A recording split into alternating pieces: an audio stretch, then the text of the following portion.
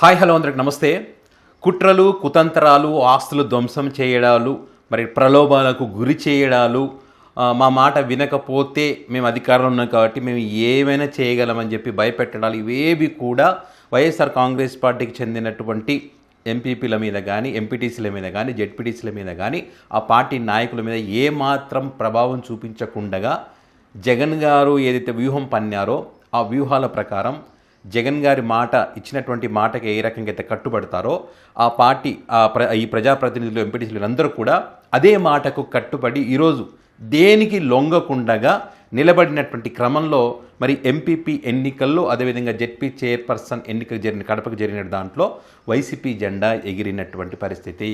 కూటమి ఎన్ని కుట్రలు చేసిందో ఇందులో గెలవడానికి వాళ్ళ బలం లేకపోయినప్పటికీ కూడా మరి వాళ్ళ పప్పులేమి ఉడకనటువంటి పరిస్థితి. దానికి ప్రధాన కారణం వైసీపీ మరి ఒక వ్యూహరచన చేసుకోవడం, వాళ్ళని కాపాడుకోవడం, వాళ్ళకి కూటమిలోకి వెళితే ఏ రకంగా ఉంటుంది, ఏ రకంగా మీ రాజకీయ భవిష్యత్తు నాశనం అవుతుంది అనేటువంటి అంశానికి సంబంధించి జగన్ గారు చెప్పడం, వాళ్ళకి ఏ రకంగా మన పార్టీలో ఉంటే ఏ రకంగా భరోసా ఇస్తానని దానికి సంబంధించి కూడా జగన్ గారు చెప్పడం.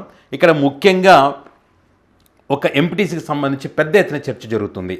ఎవరైతే త్రిపురాంతకం అక్కడ ఎంపీపీకి అక్కడ జరిగినటువంటి ఎన్నికకు సంబంధించి సృజన అనేటువంటి ఎంపీటీసీ అక్కడ టీడీపీ పార్టీకి చెందినటువంటి ఎంపీటీసీ వచ్చి చెయ్యి పైకెత్తినప్పుడు కిందికి లాగినా కూడా భయపడకుండా అక్రమ కేసులు పెడతానో కూడా భయపడకుండా మరి వైసీపీ పార్టీకి ఓటు వేసినటువంటి పరిస్థితి, వైసీపీ పార్టీకి మద్దతు తెలిపినటువంటి పరిస్థితి. భయపెట్టారు, ఆయన కూడా భయపడలేదు, ఒక మహిళ. సో అంత బలంగా నిలబడ్డారు వీళ్ళు. సో ఈ క్రమంలో ఈరోజు మరి ఎంపీపీగా గెలిచినటువంటి స్థానాలు కనుక ఒకసారి మనం పరిశీలిస్తే ప్రకాశం జిల్లాలో బాలినేని శ్రీనివాసరెడ్డి గారు మొత్తం చక్రం తిప్పబోతున్నారనేది రకరకాల చర్చలు కూడా మనం చూసాం, అక్కడ వాళ్ళ బలం లేకపోయినప్పటికీ. సో అక్కడ త్రిపురాంతకానికి సంబంధించి మరి ఎంపీపీ వైసీపీ పార్టీ గెలుచుకున్నటువంటి పరిస్థితి. మరి అదేవిధంగా పెనుగొండ నియోజకవర్గంలోని రొద్దం అక్కడ కూడా వైసీపీ ఎంపీపీ వైసీపీ గెలుచుకుంది, నాగమ్మ అక్కడ.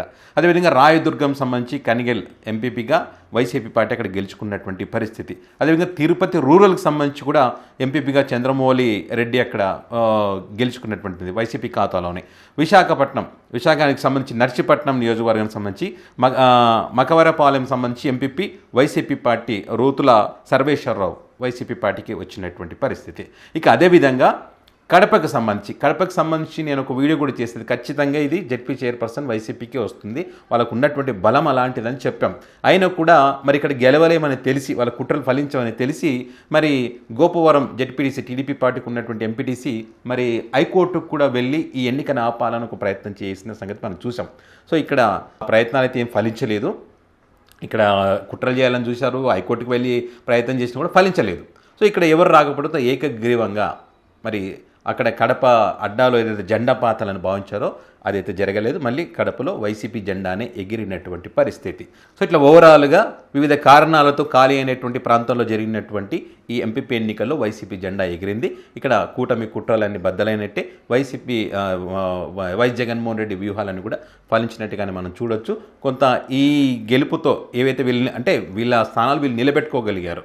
సో ఈ నిలబెట్టుకోవడంలో వీళ్ళు సక్సెస్ అయ్యారు. పార్టీ శ్రేణులు కూడా ఒక ఉత్తేజాన్ని అయితే మరి జగన్ గారు తీసుకొచ్చారు అనడంలో ఎలాంటి సందేహం లేదు. మరి ఆయా నియోజకవర్గంలో ఉన్నటువంటి నాయకులు కూడా అధికారంలో లేకపోయినప్పటికీ కూడా మరి వాళ్ళందరినీ ఏకతాటి మీదకి తీసుకొచ్చి వాళ్ళు కూడా ఆ ఎంపీటీసీలు ప్రజాప్రతినిధులు వాళ్ళు కూడా మరి పార్టీకి కట్టుబడి, పార్టీ సిద్ధాంతాలకు కట్టుబడి, పార్టీ మీద నమ్మకంతో మరి ప్రజల తరఫున పోరాటం చేయాల్సినటువంటి బాధ్యతను వాళ్ళు నెత్తికెత్తుకొని వాళ్ళ ప్రలోభాలకు లొంగకుండా గట్టిగా నిలబడినటువంటి దానికి సంబంధించి పెద్ద ఎత్తున చర్చ కూడా జరుగుతుంది. సో రానున్న రోజుల్లో ఇదే రకంగా ముందుకు వెళ్ళాలని చెప్పి ఆ పార్టీ శ్రేణులు అయితే భావిస్తున్నారు.